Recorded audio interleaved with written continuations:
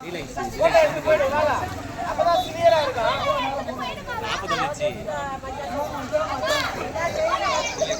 தீர்ப்பு கடவுள் எங்க கடவுள் நம்ம மூஞ்சில பாவம் இருந்தது. அது ஒரு 2 நாள் அது பண்ணிச்சுடா. அதுக்கு தெரியல அது வந்து என்னப்பே அப்படியே என்ன பண்ற அதனால ஒரு ஜாலியா இருக்கு.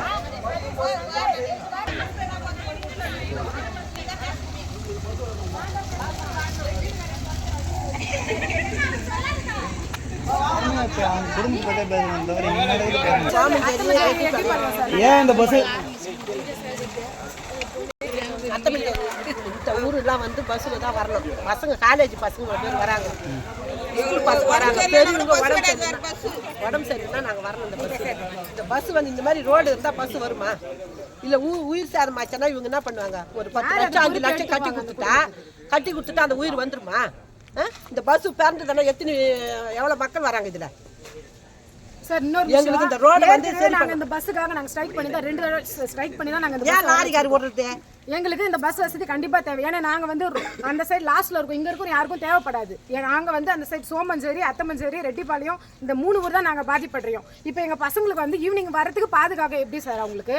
இப்போ இந்த டைம் வராங்க, ஈவினிங் ஆகிடுது, பஸ்ஸில் எப்படி சார் வீட்டை அவங்களுக்கு பாதுகாப்பு என்ன இருக்குது? எனக்கு அதை மட்டும் பதில் சொல்லுங்கள். ஏன் பாப்பா 12th படிக்கிறா, அவன் வீட்டுக்கு எப்படி வந்து சேருவா? எங்கள் வீட்டுக்காரர் வேலைக்கு போய்டுறாரு. கொஞ்சம் எங்கள் நிலைமை கொஞ்சம் புரிஞ்சுட்டு எனக்கு இந்த ரோடை கொஞ்சம் சரி பண்ணிவிட்டு எங்கள் ஊருக்கு எப்பவுமே இனிமேல் பஸ்ஸுன்ற பிரச்சனையே வரக்கூடாது சார். அப்படி வந்தாலும் மேற்கொண்டு நாங்கள் எல்லாம் ஸ்ட்ரைக் பண்ணுவோம். ரோடு என்ன லாரிங்க விட்டு எல்லா லாரி என்ன பண்ணுறாங்கன்னு தெரியல, சேம்பர் லாரிங்களை விட்டு அது பாட்டு போய் பள்ளமாயிட்டு ஏற்கனவே 2-3 பேர் விழுந்து அடிபட்டு கூட ஆச்சு.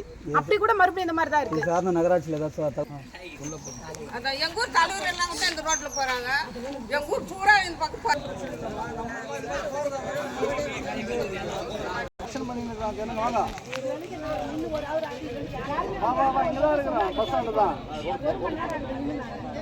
அப்பார்ட்மெண்ட்